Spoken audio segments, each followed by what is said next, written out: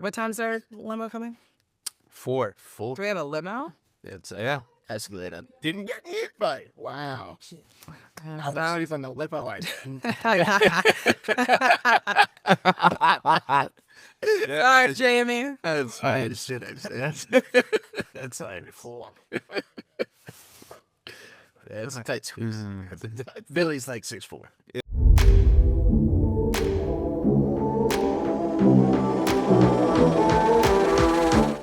So, All right, let's run it, man, and let's go live. everyone just I want to start with a conversation. You guys are going to the Nats game after this. I want to know how many runs you think we're going to be up in the ninth inning that will blow. 4. It's going to be 4. 6-2. 6-2. Brad Lard will be coming in. And we won't survive. And we will also Right the bet. I'm going for the free drinks and food. Well, let me ask you one thing. It's fun. Who's to blame? Who's to blame? The owner for not giving the money out. We get it. Okay. Yeah. General manager for not bringing somebody in that could actually close a game. No. You know? The owner needs to spend some money to get a couple relievers. Yeah, we got a $5 million contract, right, man? I mean, relievers don't cost that much money. Can you imagine those guys walking They the cost something. dugout after the game and they've blown the second lead in a row Yeah, go where they are. and they walk in the dugout or in the clubhouse? Yeah, I mean, I say we should bring up C-May Jr. and Yarlin Susana. I mean, young guys, at least they throw 100. I mean, All right, it can't do any worse, right? So Let's switch over to the real estate market because that is also and a little bit of a free. Look at how you talk. You guys are talking baseball, and I'm like, We're switching. okay, real all estate. right. We're switching real estate. Okay, cool. All right, we're going through our seasonality changes, right? We're hitting July, and the market is changing. Where there was a fight at the bat rack for all these listings, now 10% of the homes go under contract in the last 2 weeks, okay? Which means it's turning into a big buyer's market and a big opportunity for some, problem for others. So I want to talk about, I mean, it's not our first rodeo, not our first July. Seasonally, Every feel this way. every week, every year it happens. Well, what happens is, so everybody's gone to the beach. They just got out of school. We're in an affluent area. A lot of people are taking the kids out, and everything quiets down for a couple of weeks. Must Now- be fun. Here's the big, and I want to talk about it because this is really the opportunity. This is the time for people to get out. If you're going to buy a house, you buy it right now. Yeah. If you're going to move up, you're going to move up right now, right? So let's give just one example. So you've got a buyer. He goes out and he can buy a house off market because the sellers are kind of scared, right? Sure. They buy the house off market, and in my opinion, based on my models, they got a $250,000 discount when they bought that house. I was shocked they were going to get it for that price. So now it comes time to sell their other house. It's a soft market. You're going to take a little hit, Yeah. but where you may take a $50,000 hit on the sale, you're going to have a $250,000 gain on the buy. Mm-hmm. So, I mean, we're talking about hundreds of thousands of dollars benefit to selling in a market that everybody else is saying is a bad market. Right. And really, depends on who you are. It could be a great market. It could be an opportunity market. So I want to talk about, as we're going through, Billy, you do a lot of the new homes, but I want you guys to talk too. You got buyers and sellers out there every day. Well, just touching on what you just said, when you have a buy and sell, obviously there's a good time to buy, there's a good time to sell. So sometimes they don't line up equally. Where if it's so hot and there's so many buyers and fighting like hell over a certain home, then of course you're going to have to pay the premium if you're going to buy. Right. And you're going to get the premium for your home. But then, like you just said, on the other hand, if you get a great deal on the buy, and then you just have to expect that there might not be that same premium coming up. So Let's take a 10%. Let's say you take a 10% premium when you buy it in a really good market.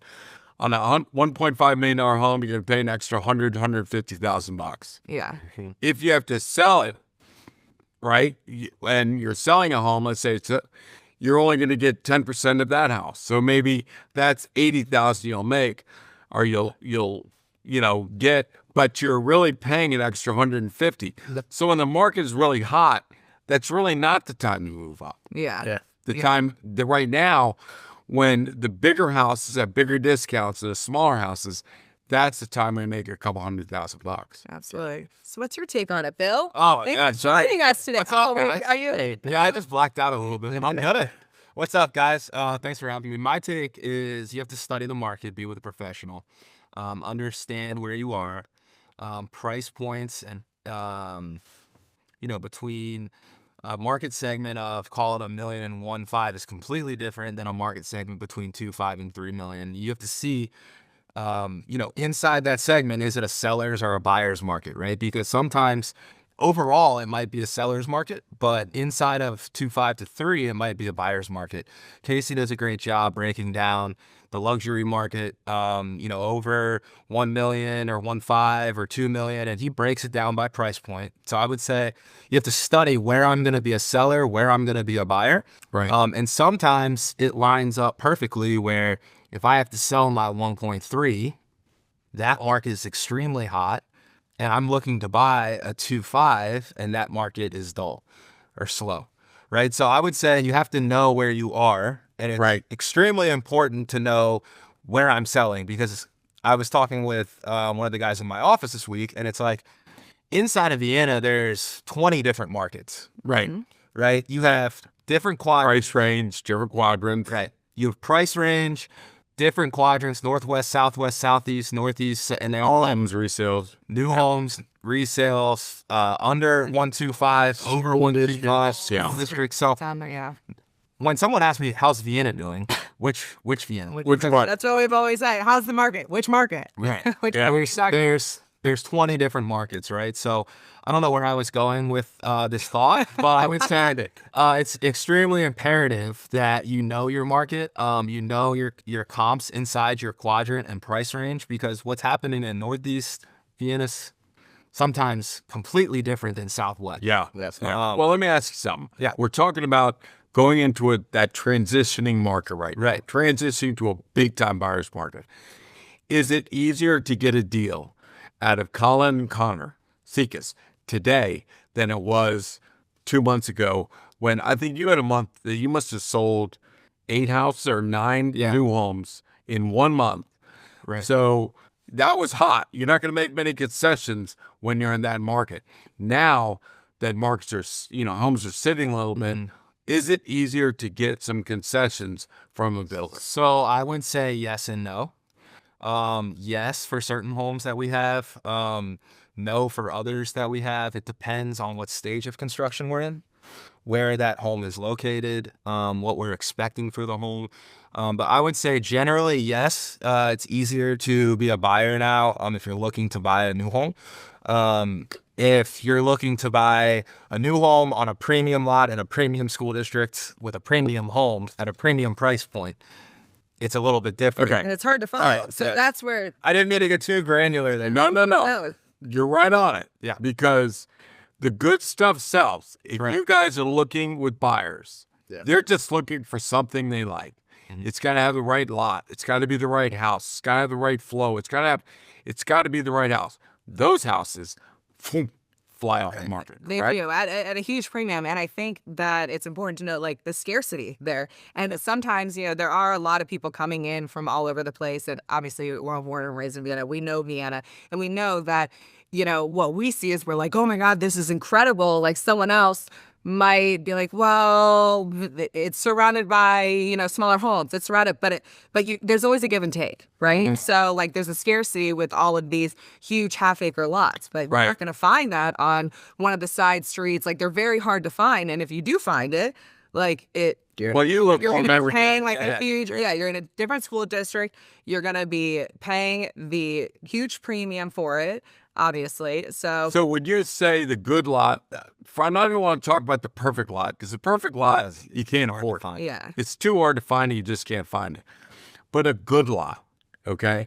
What would you say today is the chance of finding a good lot? Do you get those every day? We don't get those every day. I mean, we get a lot of lot calls. A good lot, right? A B lot or a B plus lot, is still hard to find. Right. They're not easy to find, right? And an A lot, something that is checks like 8 or 9 out of 10 boxes is extremely hard to find, and you're gonna pay a big premium, sometimes $100, $200, $300,000. Right. As crazy as it sounds, that's what premium lots are selling. Buyers are gonna fight for it. And yeah, and then on the back end, You're still going to make that back. I mean, yes, you're going to have people kicking down the door because you've got this big, beautiful house in the right school district, the right street, in the right neighborhood, in the right lot. so it's hard to find, right? And a lot of people that come from out of town, that come from New Jersey or come from California. Well, where I'm coming from, they're all half-acre lots, and they all were built. Welcome to Vienna. They don't know. That doesn't Like the noise, not like real. traffic or this, and that's what's hard. Where it's of course, like if you want downtown Vienna, you want Vienna Elementary. There's a lot of give and take with that because you're either going to be on one of the busier roads, which there is a prestige with some over others that Right. have more traffic, Right. and on the side roads, you are kind of on top of each other. And that's what you have to get with a smaller lot. Your neighbor's right next to you, but that's what people want. In order to be that much closer to town, in order to be Vienna Elementary, you get out a little further. You can go down Lawyers, be Louise Archer, and of course you might find different lots, but it's just a give and take. Let's see that. Yeah. Let's say you have a house that's the right size, the right you have models. Yeah. So Chatham model or whatever. Chanticleer is A Chanticleer model. What'd you call it? I don't know. Chatham. I don't know. Chatham. Chatham. It's a shadow model. Remember, I'm thick. So you have a 6 and bricks, you have a house. Yeah. It's on one lot, not a premium lot, bad school district. You have the exact same house built on a good lot, good school district. What's the difference in pricing that those will pay? 200 to 300,000. I think it's more 300,000 to 400,000 more for the better house. And They're just talking about elementary. Elementary school. It's not even Elementary. But they're talking about a smaller home. Yeah. At that price point, yes, it's 200 to 300, sometimes maybe more. Yeah. On a bigger home, like an 8 or a Belmont, it's 300, 400, 500,000 Right. difference. Yeah. So it depends on the size of the home, but yeah, 300 at least 2, maybe over 3. But the good houses, you pay a premium and they sell. And here's the thing. There's plenty of money out there. Everybody has money. There's a lot of money out there. They want the premium stuff. They want to get the good stuff. So yes, if you had a bad lot or a good lot and one is 2.3 and one is 2.7, what sells the easiest? 2.7, right? Right. That's you find it's easier to sell the really good stuff for higher prices than the ones in the questionable school. Because people then all of a sudden this is their budget, this is what they're looking for, and then they realize, well, actually, why am I moving if I'm just going to be upset with this, or I have to Right. give up this, and so the budget starts stretching in order to get what they want. Yeah. The scarcity is finding those. It's not the money. You've got buyers out there with money. The scarcity is the lot, the home. I mean, Right. premium. I mean, they're hard to come by, and when they come, I mean, everyone's going to fight like hell over them. That's why these off-market opportunities are gold, because Right. it's not exposed to everyone. I mean, as soon as that was exposed to everyone, it would be, again, a fight at the bat rack for it. But I'm going to tell you one thing, and this is, mark my words, I might not be around to see this, but the schools right now, you can get into a school district at a good, real solid discount, big discount. You are one principal away from turning a 4 into a 7 or an 8. Commercial And before you- jumped. Commercial something to a 5, right? So I'm telling you that you go in there and they're priced because the school district was doing good. They got a good principal. The school district went up. The ratings went up. Now those homes are a deal. Anything in Southwest is Cunningham or Marshall Road are way undervalued, way underpriced, and are the deal. Is it a 10? No. But space, feature, function, lot, updates, Right.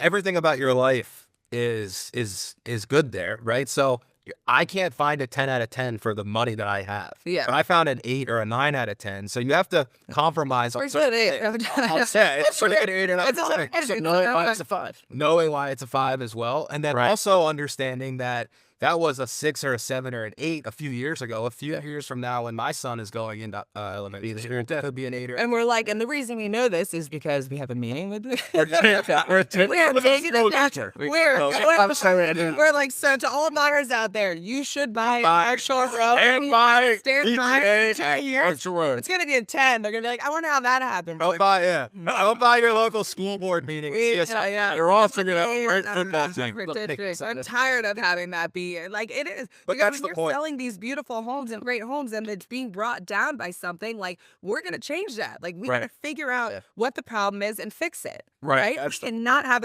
a school in Vienna where all these beautiful new homes are being built that has a low score. Like that's just not gonna cut it. So When you pay taxes like we pay in Vienna, you deserve good schools. We've had at least a really cool food.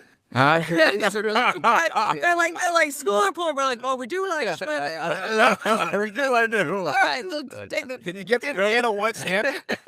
Don't ask Colby. I was like, well, I do like yeah, spit. yeah. Everybody has signs, what is it? The pool costs too much. Same like that. Cost. And Colby's there like, I like swimming. That's the one. Yeah, I'm thinking up and down that. So, Colby here is party plan. He's looking for someplace to have a good time. yeah. Yeah, exactly. Vienna wood shop. So, all right. Now is the time to get into that. It was their class flag pool, good international. Yeah, and also I would say just one more thing on that. We have a lot of people that ask to be in certain school districts, and they need to understand that what that school district entails, what comes with it, right? So if I'm asking for a Vienna Elementary, you have to understand that is downtown Vienna, Yeah. right? And downtown Vienna was built in the 60s.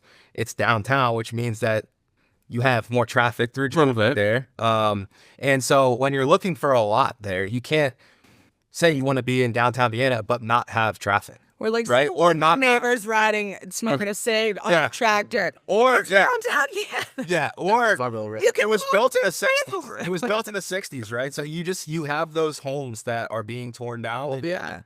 You just have to understand that that's what It comes with the that's town. how it is. And you're going to be living amongst, like, when I moved in 20 years ago, none of those homes were all new homes. Right. And now, like, all the homes around me are all new homes, including a $3.5 million. Yeah, I mean, they're also This is a good thing to ask. I mean, does the construction bother you? Because since you've been there, I mean, you've seen a lot of houses go up right around you, including one right next door right now. Right. That You totally ignore it. Yeah. Yeah, no. phase. And I'll say this. A lot of people say, I live on Center Street. Yeah. A lot of people say traffic bothers you. You don't even know it. Well, we sit in your backyard. I don't hear Pete. Yeah. I don't Back there eating crowds, listening to music. He's So gotten so good at ignoring it that you could just talk right to him and You can't hear it. My wife, really blocks it out. what did I just say? And just, Fire station's framed. it's actually, fried his ears, but yeah. he's like, oh, beautiful morning. Bro. What did I just say? Yeah. Those are my worst words I ever want to hear. What did I just say? Yeah. Well, Colby does that to me, and my excuse, I'm like, I'm just too much like my dad. Look, ask my mom. Not even like that. It's my dad. Because right. mom yells at you. Let me go back to business real quick. How much time we got? Okay. How much minutes? Okay. We'll talk about this. We just spoke about how the real premium houses sell. Okay. And everybody's got to remember, this, that all these people want is something you really like. They're looking for something they like. That you guys are running around with buyers, they can't find something they really like. Yeah. So once you find something you really like, there are two concerns. The first concern, am I paying too much for this house? You guys have done a huge job this year. I think you sold 5 houses over $2 million. And the question is always, what can we pay for this house? Right?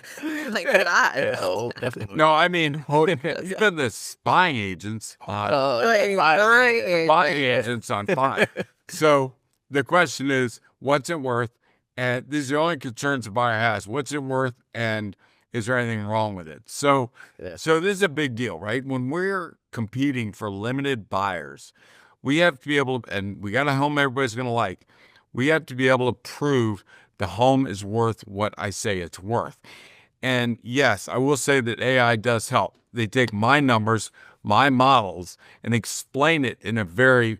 Let me clarify real quick. Yeah. Are you talking about working with buyers, or are you talking about how we can use this when selling a home? Both. Okay. Both. Because I need to validate, what is the house really worth? In other words, when a buyer looks at one of my listings, you're asking 225, and I'm saying, but the premium is really 2.4. And here's all the stats. Here's everything you need to understand that. There you go. And here's the thing that makes it a premium.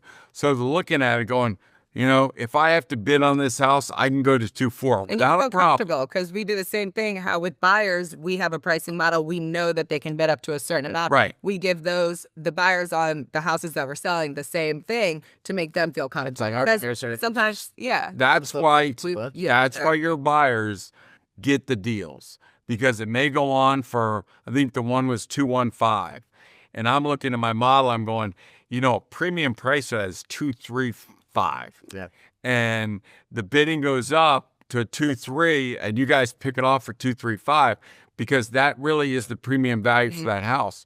So you guys get the deal, and everyone else loses the deal. Your buyers get the deal.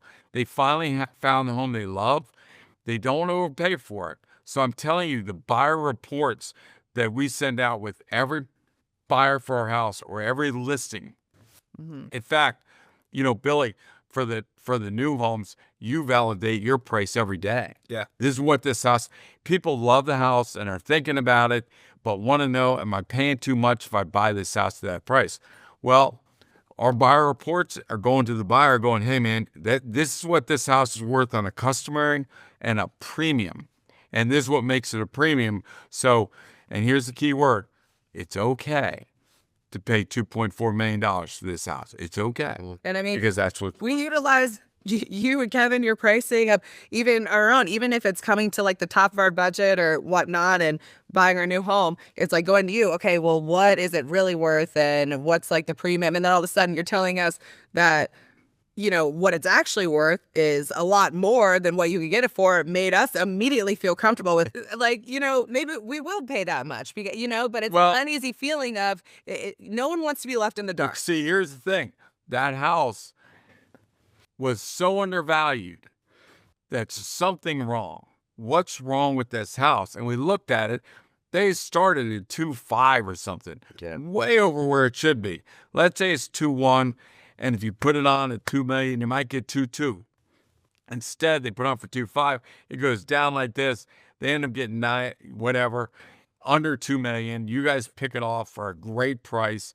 And what was wrong with it? They overpriced. But that's just what's so important being a buyer, because even being in buyer's shoes, and you too, just by like seeing houses every day, sometimes you need the analytics to support it. So even though we walk into houses every single day, I need to know the numbers to know, is this actually like what's it worth? And that's what we provide to buyers and sellers. So like there's no guessing of, No. I think it is. I guess you could, it's like, no, this is. So if you can eliminate the two concerns that's preventing them from giving us a big offer, if I could take both those concerns off your plate, now you can make me a really nice offer. And that's the way you do it. And for you guys and your buyers, can I pay $2.4 million for this house? It's like, absolutely. There's why. And it goes the opposite way, where it's Yeah. like, this house is on for 2.6.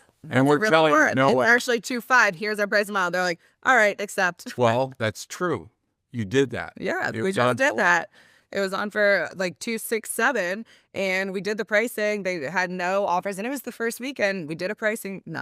You and Kevin did the pricing model. Right. Showed us. Well, actually, they should have been priced at 2.5. The premium like 2.53. Literally, we offered them, we'll give you a little bit of the premium for that, but this is as high as we're gonna go. They accepted it, and it was the first weekend. The agent, I don't think, realized how to price or had the numbers, and he saw those and was like, well, that makes sense. All right. Yeah. There you go. Or the agent knew. Yeah. And the seller. As a seller. Exactly. Yeah. Now, Yeah. almost, yeah. Exactly. You're giving the listing agent some ammunition to say, hey, Exactly. here's see, I told you it was only worth you. We're the Proof guy. is in the pudding. We're the second guy feeling his shoe. Just this story. This is the way it goes. This is how selling stuff works. My dad owned a sporting goods store, and he had an old guy. His name was Charlie. Didn't know crap. It came out for about a week. And Charlie, my dad go, man, that shoe fits your kid just fine. It fits the way everything. It's great. My dad did it for 30 years. He goes, Charlie, why don't you come over and take a look at this? Charlie would waddle on over and he'd feel it. You go, yep, that's good. And then you go, we'll take them. So it doesn't matter what the second opinion is. The second opinion is more powerful. Billy and I do this every day. They send us kids to play football. The parents teach them all these good character traits. And they don't listen to their parents. But when we say it and we apply it to football, they get it.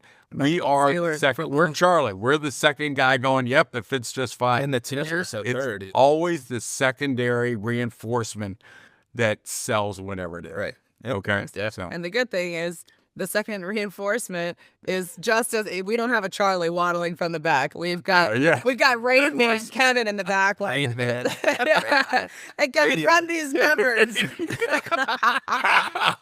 Radio. You know, like that. He's always, you know, people are like, is Kevin like you and Kelly? I'm like, no, not one bit, not one bit. But he's great with numbers behind the scenes. Wouldn't go out selling anything, but he gives us all the ammunition we need. I trust him with my life when it comes to running. Kelly and Casey, I don't think there was any time for him to talk. No, that's right. Stay doing I just waited to this homework and just like, look what I'm with. Now that I think about it, I'm like, poor Mom and Kevin. They both are just like, Mom's gonna be in a padded room and like. I went to Danny. Danny one time goes, I love Kevin. Kevin's so funny. He's the funniest guy I know. I went, my Kevin? He's I didn't even talk. It's because you won't shut the hell up. I know. Shut up. Kevin's like in his 20s. I'm like, Kevin, are you funny? He goes, I'm hilarious. Yeah. I go, well, you're not funny around me. I had some Come on. say that too. They're like, Kevin's so funny. I'm like, I've never even heard him talk. Like, what do you mean? If you shut up, Yeah, you're very funny. yeah. And he and Billy get going. We They're just hilarious. can't shut up. That's fine. Your issue. All right, now we're going to shut up. Show's over. Shut's over. Cool. We'll see you next time. Thanks for coming, Bill. It's tough, but it was awesome.